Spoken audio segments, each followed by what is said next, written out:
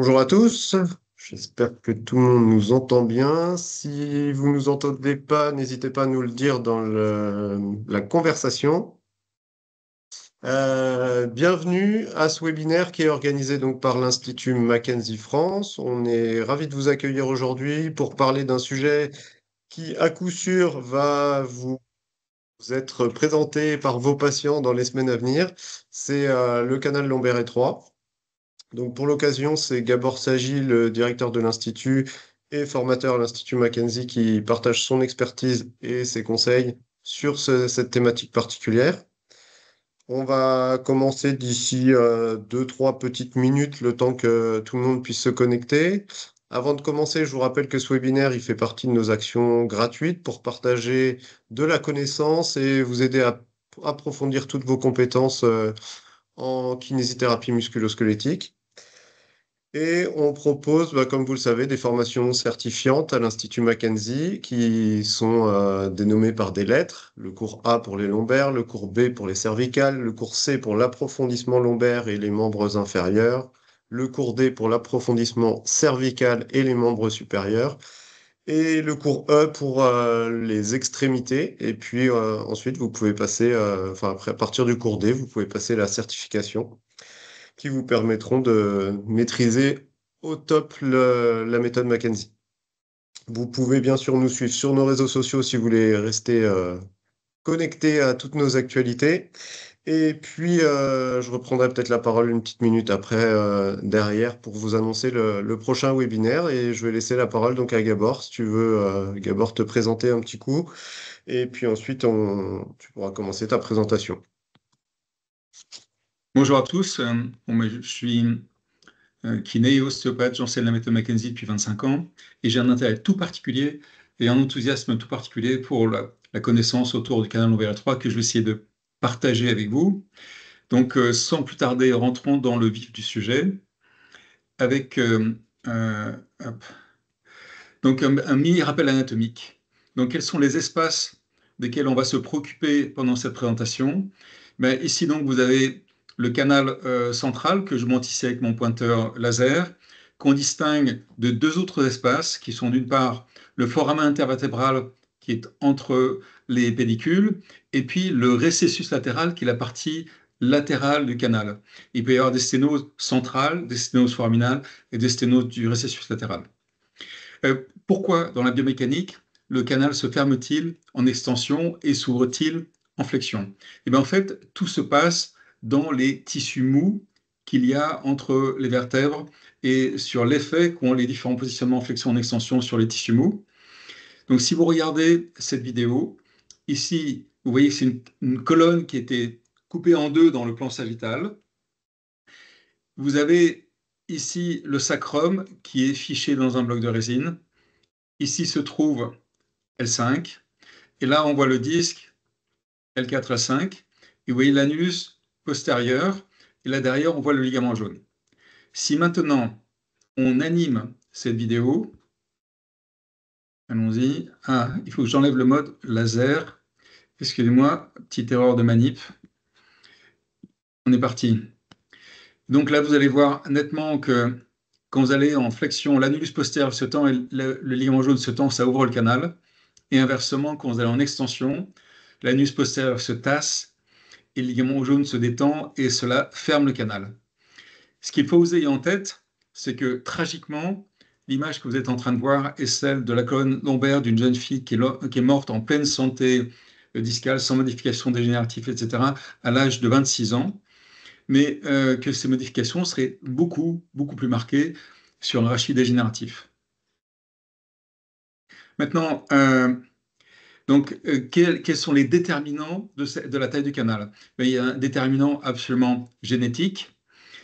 Ici, sur la gauche, vous voyez un canal qui est grand.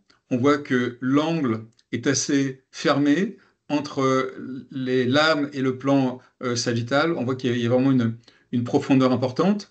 Et ici, les pédicules sont beaucoup plus courts et on voit que l'angle entre les deux lames est beaucoup plus ouvert et ce canal est beaucoup plus petit de façon évidente et visuelle. Ensuite, quel est l'effet des modifications dégénératives sur le canal? Eh bien, l'idée, c'est que devant le disque, si le disque d'intervertébral se tasse, il déborde un peu de façon circonférentielle tout autour. Quand il déborde devant sur le côté, c'est pas gênant. Quand il déborde vers l'arrière, ça empiète sur le canal. Et latéralement ou postérieur-latéralement, s'il y a des productions ostéophytiques des zygapophysaires, ça va empiéter postérieur-latéralement sur le canal. Et si jamais le ligament jaune est détendu et devient un peu hypertrophique, ce qui est le cas dans les segments dégénératifs, ça fait encore perdre encore plus de taille à l'arrière du canal. Donc on voit que de tous les côtés, ce canal peut rétrécir par l'annulus, par les productions ostéophytiques des zygapophysaires et par l'hypertrophie du ligament jaune. Quelle est la taille normale d'un canal? On voit que, notamment en L5S1, au niveau de la vertèbre L5, le canal fait presque 2 cm de profondeur et presque 3 cm de largeur. Donc, habituellement, cette queue de cheval est quand même très au large à l'intérieur de cet espace-là. À partir de quelle taille ce canal devient-il pathologique? Mais il y a on peut distinguer le canal lombaire étroit. On peut distinguer le canal lombaire étroit absolu. Et ce canal lombaire étroit absolu, c'est quand le diamètre antéro-postérieur est inférieur à 10 mm et transversal inférieur à 15 mm. On voit que là, on est pratiquement la moitié de la taille d'un canal normal. Et donc ces gens-là sont presque tous symptomatiques. À l'inverse, dans la partie, le canal étroit relatif concerne des gens pour lesquels ça sera symptomatique pour certains, asymptomatique pour d'autres. Vous voyez toujours normalement les diapos, Julien? Parce que pour moi, quelque chose a changé dans la configuration. Donc, je ne m'en rends pas compte. Bien, ok. Toujours est-il que, bien entendu, le groupe d'âge de personnes qui ont canal lombaire étroit, c'est plutôt des personnes qui ont la malchance d'avoir un canal étroit et pour lequel ça s'est aggravé avec des modifications dégénératives. Donc, typiquement, c'est des gens qui ont plus de 60 ans, voire plus de 70 ans. Et dans cette population-là, donc, il y avait l'étude de Kalishman qui était intéressante, dans laquelle ils ont trouvé que dans un groupe de patients âgés de plus de 70 ans, ils avaient trouvé qu'il y avait un canal lombaire étroit chez pratiquement la moitié d'entre eux. Et parmi ces gens qui avaient un canal lombaire étroit, seulement un quart était symptomatique. Donc on parle de 22,5% des 47%. Et de façon intéressante, il y avait 19% de ces patients qui avaient un canal lombaire étroit dit absolu, donc qui aurait dû être symptomatique pour tout le monde. Et parmi ces gens qui ont un canal lombaire étroit dit absolu, il y en a quand même 6% qui étaient asymptomatiques. Mais on voit quand même que dans ce groupe-là, la plupart étaient symptomatiques. Donc, vous allez tomber, peut-être si vous faites des recherches sur le canal étroit, sur cette étude de Geisser qui trouvait qu'il n'y avait aucune corrélation entre la sévérité à l'IRM du canal lombaire étroit et l'impact fonctionnel sur le patient en termes de périmètre de marche, etc. Donc, comment est-ce qu'on explique ça? Eh bien, ça s'explique par l'importance immense de la gravité. En fait, regardez cette étude. C'est une étude dans laquelle on voit chez une personne qui a un canal lombaire étroit, sur le côté gauche de l'image, en décharge, vous voyez que ce canal est tout de même très petit. On voit que le sac dural touche pratiquement tout autour. Mais regardez à quel point, sur l'image de droite, chez la même personne en charge, on voit que ce canal a diminué de plus de moitié. Donc on a perdu pratiquement 50% de la taille du canal juste en étant en charge. Et en fait, ce qu'on pense, c'est que le décalage observé entre l'IRM et l'impact fonctionnel tient en fait que l'IRM ne tient pas du tout compte de cette modification qui se produit entre la décharge et la charge. Et par contre, on pense qu'il y a une bonne corrélation entre la taille du canal qu'il a en charge et l'impact fonctionnel sur le patient. Si vous voyez ici, cette IRM, c'est l'IRM d'une personne pour laquelle j'ai assisté on à doit sa avoir un chirurgie. on doit avoir un petit souci de suivi de diaporama. Tu es sur quel diapo là? Moi, je suis sur une diapo qui dit la plupart des IRM sont pris en décharge. T'as le numéro de ta diapo? 16. Moi, j'ai la 14 là et... Alors, attends. 16, ça c'est bon.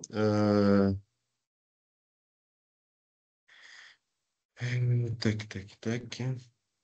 C'est comme si tu n'avais pas la main en fait sur la vidéo, sur la diapo et que c'est moi qui avais la main. Ah oui? Ouais. Donc Je tu as vais la essayer, 16 là? je vais essayer de cliquer sur arrêter le partage chez moi. J'espère que ça va pas le couper pour tout le monde. D'accord? Oui. Sinon, tu remets le partage. Non, ça ne marche pas. Ok. Je sais pas ce qui se passe. Est-ce que toi, de ton côté, tu peux reprendre la main sur ton diaporama? J'essaie de relancer. Ouais, je pense que ça Euh, va être mieux comme ça. ok. Donc, Remets-toi au bout. attends, ouais. Bon, désolé pour la contingence Ouais, non, technique. je pense que c'est de ma faute. Ok, est-ce que vous êtes tous maintenant une diapo qui dit Je pense que c'est bon, ouais. la plupart des IAM sont pris en décharge? Ouais, Ok. Donc sur l'IAM que vous voyez ici, sur l'image, autant sur la coupe sagittale que sur la coupe horizontale, vous voyez, c'est quelqu'un qui semble avoir un canal parfaitement normal. Ben, ce même patient, si en position debout, on lui fait une saccharoradéculographie, c'est-à-dire qu'on injecte un produit de contraste dans son sac dural, vous voyez que même déjà en décharge, pardon, en décharge, il n'y a pas d'encoche dans le sac dural. Par contre, dans les images à droite, vous voyez ici à droite qu'il y a des gros étranglements qui se font euh, ici où il y a un bloc quasiment complet du liquide céphalorachidien. Donc cette personne a bien un canal lombaire étroit fonctionnel en charge, alors que l'imagerie en charge ne le montrait pas du tout. Du coup, il peut y avoir des canaux lombaires étroits occultes. Ça, c'est extrêmement important parce que si par hasard vous trouvez au cabinet avec quelqu'un qui a toute la sémiologie qu'on va décrire dans les minutes qui suivent, et que son imagerie en décharge est négative, à ce moment-là, peut-être qu'il a tout de même un canon BR3 fonctionnel et que cette personne mériterait d'avoir une saccharoradiclographie prise en charge pour voir si jamais il y a, comme on le voit ici, un étranglement de son sac dural pendant qu'elle est en charge. Donc l'imagerie en décharge peut être piégeuse. Pour finir de comprendre le canal BR3, les gens qui ont un canal en BA3, si vous en avez rencontré, vous disent que c'est quand ils marchent au bout de, dans le pire des cas, 50 mètres, dans le meilleur des cas, 500 mètres ou 1 km, ils commencent à avoir des douleurs dans les jambes, donc il y a une latence. De la même façon, pour beaucoup de ces patients-là, quand ils sont debout, ils ne sont pas gênés immédiatement, ils sont gênés seulement quand ils sont debout depuis plusieurs minutes, voire un quart d'heure, une demi-heure. Donc pourquoi est-ce qu'il y a une latence? Eh bien, il y a une latence parce que le mécanisme d'action sur la queue de cheval n'est pas un mécanisme direct, c'est un mécanisme indirect. La compression n'est pas suffisante pour comprimer directement les nerfs. En revanche, elle est suffisante pour interférer avec le drainage veineux des nerfs de la queue de cheval. C'est pour ça qu'il faut le temps que, comme le sang veineux s'évacue mal, le sang artériel arrive mal, et petit à petit, la queue de cheval se met en hypoxie. Mais c'est ce qui explique la latence, le fait que ce soit un mécanisme qui est indirect, qui est vasculaire, c'est une compression vasculaire, et pas une compression directe des structures nerveuses. Donc la sémiologie clinique maintenant. Il s'agit d'un patient qui est plutôt âgé, typiquement qui a au moins 55 ans, même si dans la triade de Chad Cook, les gens étaient à partir de 48 ans, ce qui est peut-être une espèce d'anomalie statistique, parce que c'est quand même rare, extrêmement rare, qu'on trouve je trouve des canons lombaires étroits à quelqu'un qui a moins de 55 ans, voire 60 ans. En ce qui concerne la topographie de la douleur, comme c'est l'ensemble de la queue de cheval, quand c'est le canal central qui est comprimé, on tend à avoir des symptômes qui sont diffus et bilatéraux. Diffus bilatéraux parce que ben, c'est les nerfs des deux côtés et c'est plusieurs racines. Du coup, c'est diffus dans le membre inférieur, donc c'est une douleur qui est multiradiculaire et le plus souvent bilatérale. Et typiquement, donc, c'est chez 4 patients sur 5, tout le membre inf. Cependant, c'est toujours intéressant de noter les exceptions, les gens pour lesquels il y a un truc un peu euh, atypique qui se passe. Et vous pouvez avoir des gens qui se plaignent de douleur uniquement dans les cuisses, à 15%, et même 6% des patients pour lesquels, qui se plaignent uniquement du mollet et du pied. Notez que parfois ça peut être monoradiculaire si jamais c'est le récessus latéral qui est étroit ou si c'est une sténose foraminale. Sur un comportement clinique d'un canal lombaire étroit, mais ça pourrait être monoradiculaire dans ce cas-là. En ce qui concerne, en allant plus loin dans la fiche, la durée, il s'agit de quelqu'un qui est chronique typiquement et plutôt stationnaire parce que c'est pas très évolutif ce problème-là. Ça, c'est quelque chose qui évolue lentement, donc il tend à être plutôt stationnaire. Et tout ça est survenu sans raison apparente, insidieusement au fil du temps. Les symptômes sont intermittents. Et il y a une bonne raison pour ça, c'est que dès que le patient se met en ouverture canalaire, les symptômes disparaissent. Donc les symptômes sont intermittents. Et l'archétype, c'est ce qu'on voit sur cette diapo ici, à savoir, je suis bien en position assise, je n'ai pas mes symptômes dans les jambes. Si je vais au supermarché et je pousse un caddie, je peux ne pas avoir mal du tout ou juste un petit peu mal parce que je suis un petit peu penché en avant et en décharge partielle sur les mains. En revanche, si je marche redressé, cambré, en fermeture canalaire, là, je suis symptomatique. Donc, si on prend le formulaire Mackenzie à nouveau, donc le patient se plaint avant tout de symptômes qui apparaissent quand il est debout après un certain laps de temps, la latence, quand il marche pour une certaine durée de temps.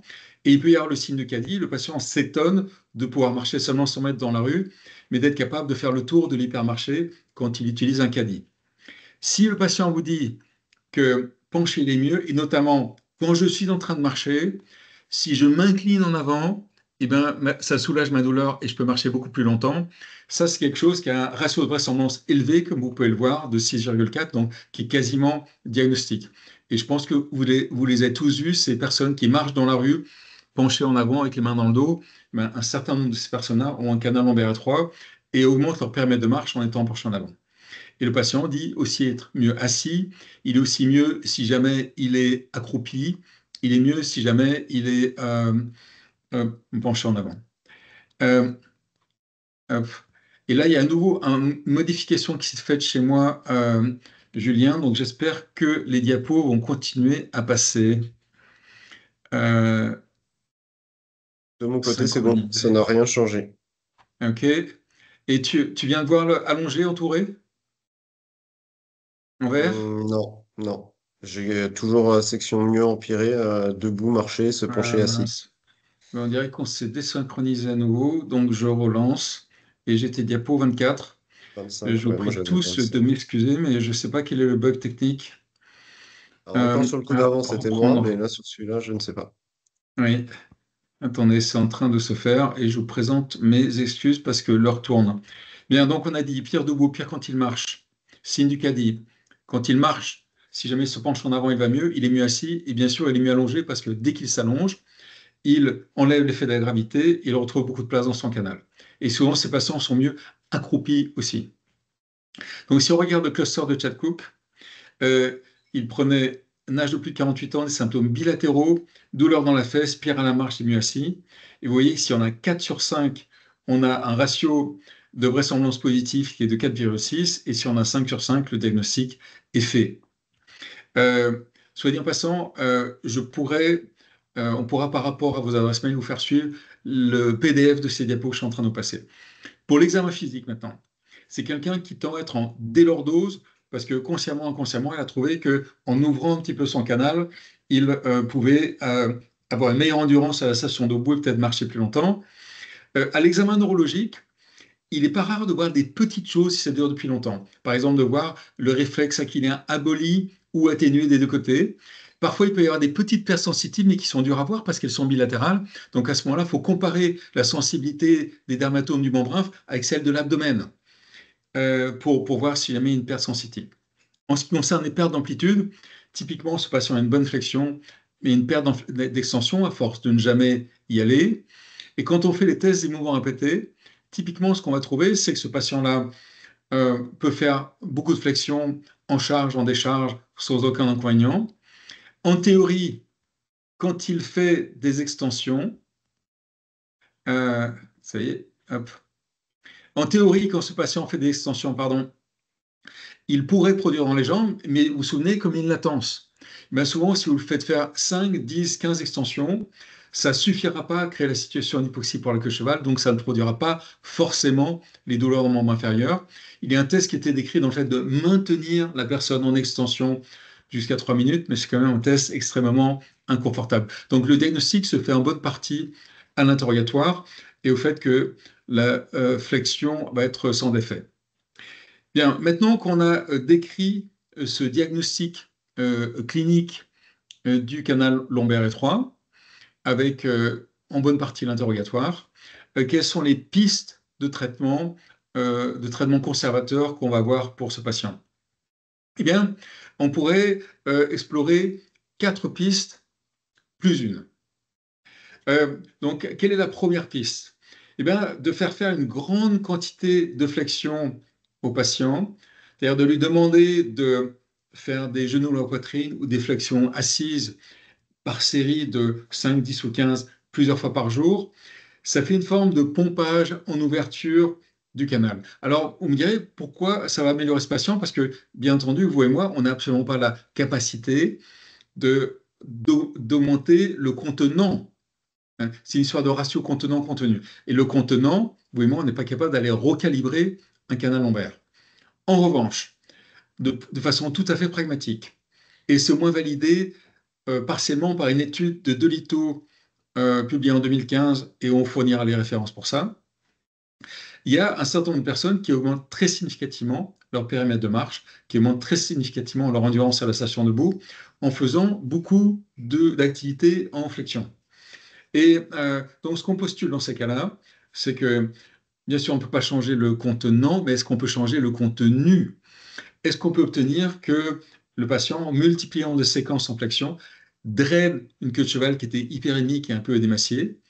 Il n'a pas plus de place qu'avant, mais comme le contenu est plus petit, on a une meilleure adéquation entre les deux.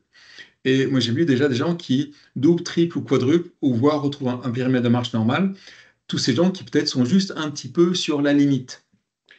Deuxièmement, donc ça c'est un principe de flexion qui vraiment peut être un plus pour certains patients seulement, mais ça vaut vraiment le coup de tester.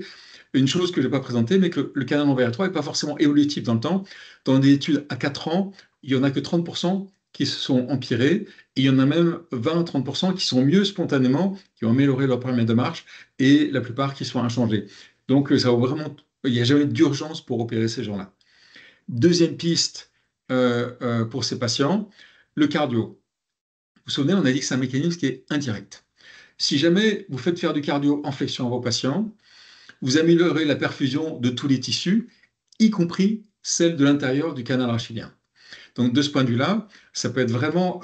et il y a au moins une étude à ce jour qui montre qu'en faisant du cardio au moins 3 fois par semaine, pendant 6 semaines, les participants avaient significativement amélioré leur périmètre de marche.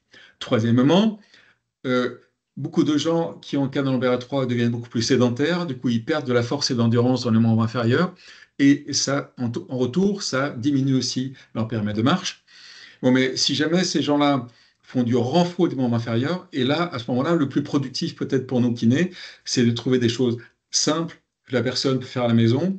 Ça peut être juste d'avoir un ballon dans le dos et de faire des squats en glissant contre le mur, où je suis sûr que vous avez plein d'idées d'exercices simples que les patients peuvent faire à la maison avec peu de matériel pour renforcer leur membre inférieur. Ce qui nous amène au quatrième point. Ces patients qui ont tendance à être gênés en position debout quand ils marchent tendent à être beaucoup assis et peut-être à perdre de l'extensibilité des extenseurs de hanche. Et ça ne fait pas du tout leur affaire parce que si jamais ils perdent de l'extension de hanche, eh bien, ils vont encore plus cambrer dans le bas postérieur, encore plus fermer leur canal, et ça va encore plus limiter leur périmètre de marche. Donc si jamais on les aide à retrouver une bonne mobilité d'extension de hanche, peut-être que ça limite la façon dont ils cambrent dans le bas postérieur, et il semble qu'il y ait au moins une étude qui aille dans ce sens. Et bon, je vous ai parlé de 4 plus 1. Il y a une autre piste qui n'est pas validée à ma connaissance, mais qui paraît logique, c'est si jamais vous rajoutez du neurodynamique, si vous rajoutez le fait de faire coulisser les racines lombaires, peut-être un peu en position de slump, vous savez, en tendant le genou pendant qu'on fait une extension cervicale, et puis en pliant le genou en faisant une flexion cervicale, vous faites coulisser les racines de haut en bas, et ça paraît très logique que ça contribue à drainer un œdème, à réduire une hyperémie, et de ce fait-là, une fois de plus, à réduire le contenu et à améliorer le ratio contenant-contenu. OK, ben, malgré les problèmes techniques, j'arrive à la fin de ma présentation et je vous ferai suivre donc les références qui seront en même temps que le PDF. Donc là, je peux prendre quelques questions. On a encore à peu près 5 minutes pour les questions. Ouais, merci Gabor pour ta présentation. Effectivement, si vous avez des questions, on peut les prendre. Il y a Mathilde, par exemple, je pense, qui lève la main. Je vais essayer de te donner l'autorisation de ton micro, Mathilde. Est-ce que c'est bon pour toi?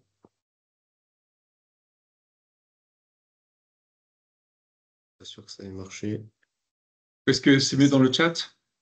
Et sinon, posez votre question dans le chat. Je peux autoriser. Il y a Amélie aussi qui a levé la main. Tu peux allumer ton micro aussi, Amélie, si tu veux. Il y a plein de questions. Est-ce que le chat fonctionne pour poser des questions? Tac. Alors, il y a une question Euh, de Ludovic à l'instant. Question donc, Gabor, comment différencier un canal lombaire étroit et une sténose foraminale bilatérale? je pense que le seul distinguo potentiellement, c'est que si quelqu'un a une sténose foraminale bilatérale, il aurait des symptômes monoradiculaires de chaque côté. Au lieu d'avoir quelque chose de multiradiculaire, on aurait quelque chose de monoradiculaire, mais on s'attendrait à avoir le même comportement clinique que le canal lombaire étroit. Donc finalement, savoir si c'est une sténose ou si savoir une sténose foraminale ou si c'est un canal central, ça ne changera pas trop la prise en charge parce que le principe restera le même. Est-ce qu'on peut améliorer le ratio contenant-contenu dans ces foramen, donc en multipliant une séquence d'exercices en flexion, etc. Donc le principe reste le même. Mais oui, le seul élément de réponse pour moi, ça serait ça. C'est dans la topographie des symptômes. Ok, merci. Et une question de Rémi. Quelle place tu donnes aux exercices en extension dans la rééducation du coup de ces patients? Alors, c'est une question intéressante parce qu'en fait, on pourrait se dire, bon, ces patients-là, comme ils ne vont jamais en extension, ils vont perdre de l'extension. Et on pourrait dire que pourquoi pas, en décharge, dès qu'on les met en décharge et qu'on trouve beaucoup de place dans le canal, on pourrait au moins un minima entretenir l'extension.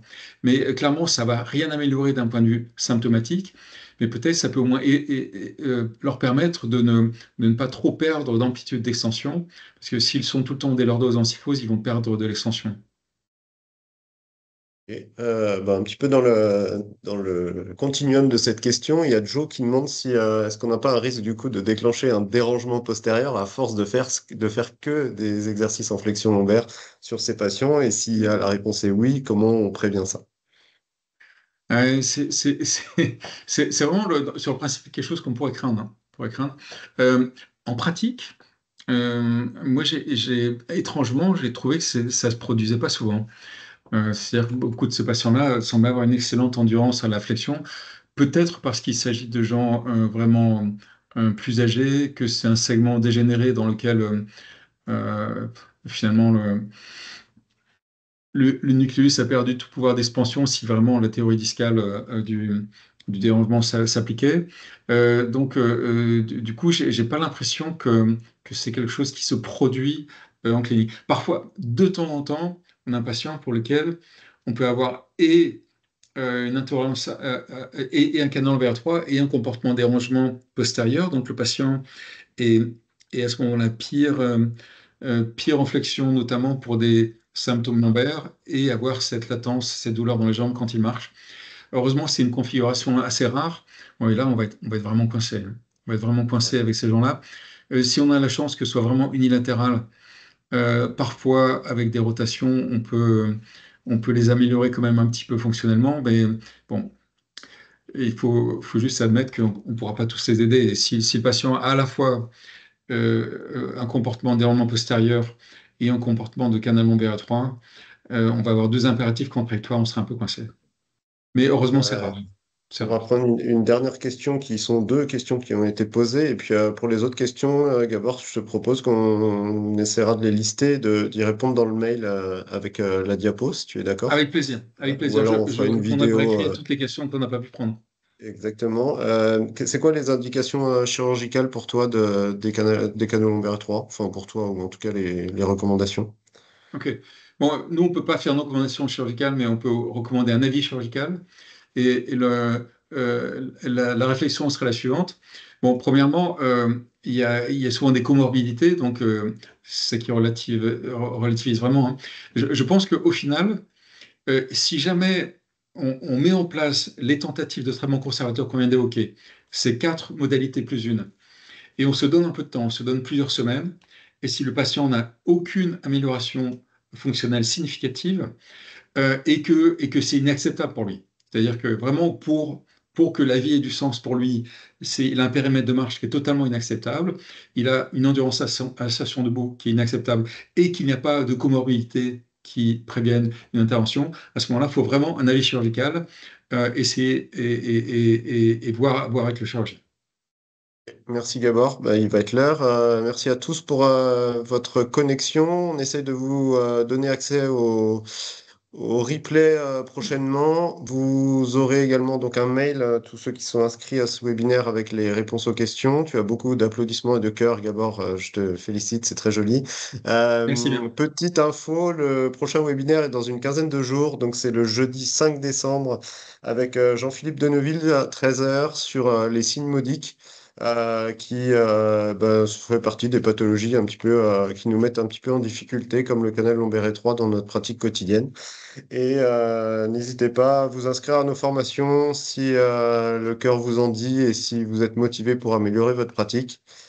Merci Gabor, merci à tous pour votre connexion et puis à bientôt.